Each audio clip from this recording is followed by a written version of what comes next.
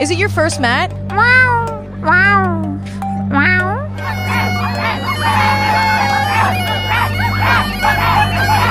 Very good. Beautiful. Drop it. Drop it.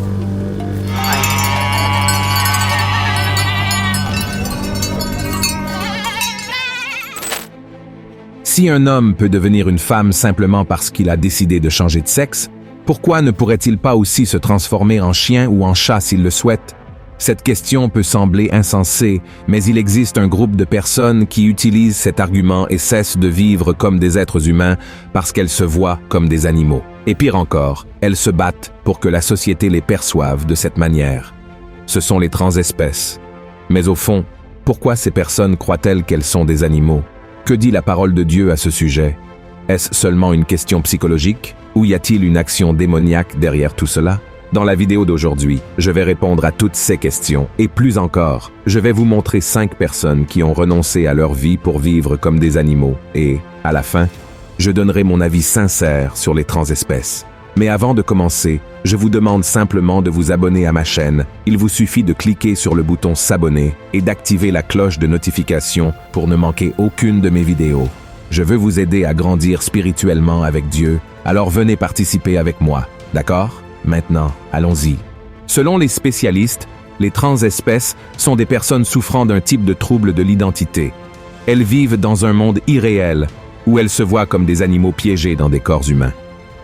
Ces personnes ont l'illusion d'être quelque chose de différent de ce qu'elles sont réellement. Par exemple, il y a ceux qui préfèrent vivre comme s'ils étaient des chiens, d'autres comme des chèvres ou des chats, bref, comme n'importe quelle autre espèce qui n'est pas humaine. Et ce qui est le plus effrayant, c'est que ce mouvement se propage dans le monde entier et touche des centaines, voire des milliers de personnes.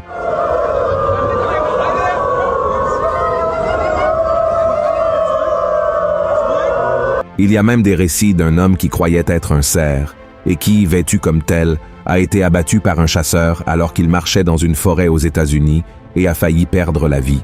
Je sais que cela peut sembler drôle, mais c'est très sérieux et a des racines bien plus profondes que nous ne pouvons l'imaginer. Mais avant d'en parler, je veux vous montrer 5 personnes transespèces qui sont devenues célèbres dans le monde. Premier cas, la femme cheval. Dans cette vidéo, nous voyons une femme appelée Ayla Kishtirn qui croit être un cheval. Oui, un cheval. Dans les images, Ayla est vue en train de galoper et trotter comme un cheval, une capacité étrange qu'elle a entraînée toute sa vie. L'histoire d'Ayla est curieuse. À l'âge de 4 ans, elle avait un amour particulier pour les chevaux, ce qui l'a amenée à commencer à copier tous leurs mouvements. Elle est capable de sauter des obstacles de plus d'1 mètre avec une habileté incroyable. Et tout cela à grande vitesse, à 4 pattes, en utilisant ses bras comme des pattes avant. Malgré sa posture courbée, elle affirme qu'elle ne souffre d'aucune blessure causée par ses mouvements. Et les vidéos de la jeune femme ont fait le buzz sur Internet avec plus de 15 millions de vues. Mais à cause des critiques, elle a fini par supprimer son compte Instagram. Deuxième cas, les personnes moutons. Dans cette vidéo, plusieurs personnes s'identifient comme des moutons. Elles se déguisent, marchent et font des sons imitant ces animaux dans un enclos, avec de l'herbe et du foin propres à cette espèce. Et le plus triste de tout cela, ce sont les spectateurs. Certains devraient être surpris, d'autres curieux, mais la plupart devraient trouver tout cela ridicule. Troisième cas, le japonais chien. Ce japonais a dépensé plus de 2 millions de yens, soit environ 13 000 $, pour se faire fabriquer un costume ultra réaliste le transformant en chien. Après tout, c'était ainsi qu'il se sentait. Les détails de ce costume sont si nombreux que l'entreprise a mis fort 10 jours pour le fabriquer. Et à partir de ce moment, il a commencé à vivre ainsi, comme un animal.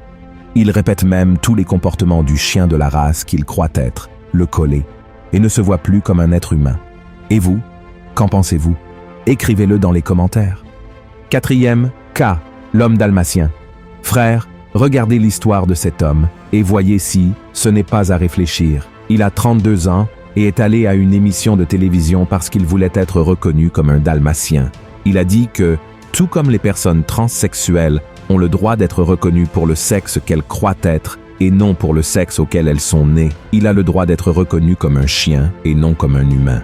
Et le plus absurde dans tout cela, c'est qu'il est allé à cette émission avec son ex-femme. Comme il a décidé de vivre comme un chien et non plus comme un homme, son mariage a pris fin, mais elle continue de s'occuper de lui comme s'il était un animal. Et cet homme a même dit qu'ils n'ont jamais été aussi proches et que cette nouvelle vie lui permet de profiter des choses simples de la vie. 5e cas. L'homme chèvre.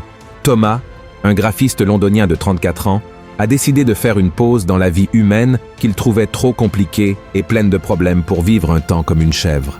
Il a construit des prothèses pour marcher à 4 pattes parce qu'il croyait que, de cette manière, il aurait une vie heureuse et sans soucis. Pour avoir une expérience plus approfondie de ce que c'est que d'être une chèvre, cet homme a subi un traitement cérébral pour bloquer sa capacité à parler. Et, avec le soutien d'une fondation axée sur la santé, il a vécu un temps avec un troupeau dans les Alpes suisses pour expérimenter la vie d'une chèvre dans son habitat naturel. En 2016, l'histoire de Thomas est devenue un livre où il a raconté son expérience de vie en tant que chèvre. Frère, pour de nombreux psychiatres, la transespèce est un symptôme de quelques maladies causant des illusions et ayant pour origine un trouble mental tel que la bipolarité ou la schizophrénie. Mais, frère, sincèrement, je ne crois pas à cette affirmation, d'autant plus que les problèmes mentaux ont toujours existé dans l'humanité, mais il n'y a jamais eu de cas de personnes s'identifiant comme des animaux comme aujourd'hui. En réalité, la transespèce est le fruit de l'éloignement de Dieu. Plus l'être humain s'éloigne du Seigneur, plus il perd son identité, moins il sait qui il estime. En revanche, plus une personne est proche de Dieu, plus elle aime sa vie. Et aussi difficile que puisse être son chemin ici sur terre, elle veut vivre les plans que Dieu a pour elle, car elle connaît la parole, et c'est ce qui est écrit dans Genèse chapitre 1, qui dit que le Seigneur nous a créés à son image et à sa ressemblance. C'est-à-dire que Dieu a prévu de faire une créature à son image, avec la capacité de penser, de raisonner, de créer et de vivre en communion avec lui, tandis que les animaux agissent principalement par instinct et n'ont pas la même conscience, ni la capacité de comprendre la vie et les choses de Dieu. Malheureusement, nous savons que le péché a perturbé ce plan divin et que l'homme en est venu apporter une image déformée de lui-même. Mais la bonne nouvelle, c'est que lorsque Dieu rachète une personne, il commence à restaurer son image, montrant que chacun de nous a de la valeur et un but dans la vie. Amen. Et quand l'être humain connaît le Christ, il sait aussi que son nom est inscrit dans le livre de vie. Mais, lorsqu'il ne le connaît pas et est loin de Jésus, il n'a aucune idée qu'il peut avoir le salut éternel, malgré son humanité faillible, et ainsi il finit par se cacher derrière une nature qui n'est pas la sienne. Frère, la grande vérité est que le monde régresse, s'enfonce dans le péché. Et lorsque nous analysons cela, nous voyons que les gens sont de plus en plus perdus au milieu de tant de confusion et de dépravation, comme cela se passait au temps de Noé, de Lot, et comme Jésus a dit que cela se passerait peu avant la fin des temps. De plus, l'apôtre Paul a dit dans Romains 1, verset 30, qu'à la fin des temps, les gens inventeraient de nouvelles façons de pécher, et la transespèce en est certainement une, car lorsque quelqu'un refuse d'accepter qu'il est un être humain pour dire qu'il est un animal, il nie qu'il est à l'image et à la ressemblance de Dieu. La grande vérité est que nous sommes tous confrontés à une bataille spirituelle, et je n'ai aucun doute que Satan influence ces personnes à croire qu'elles sont des animaux. Il profite du fait qu'elles ne connaissent pas Jésus, qui peut les libérer de toute condamnation et de tout mal, pour les humilier, les faisant s'égaler à des animaux et en même temps attaquer Dieu en diminuant sa création. Car le désir de Lucifer a toujours été d'être semblable à Dieu et il n'y est jamais parvenu, alors que le Seigneur a accordé cette grâce à l'être humain.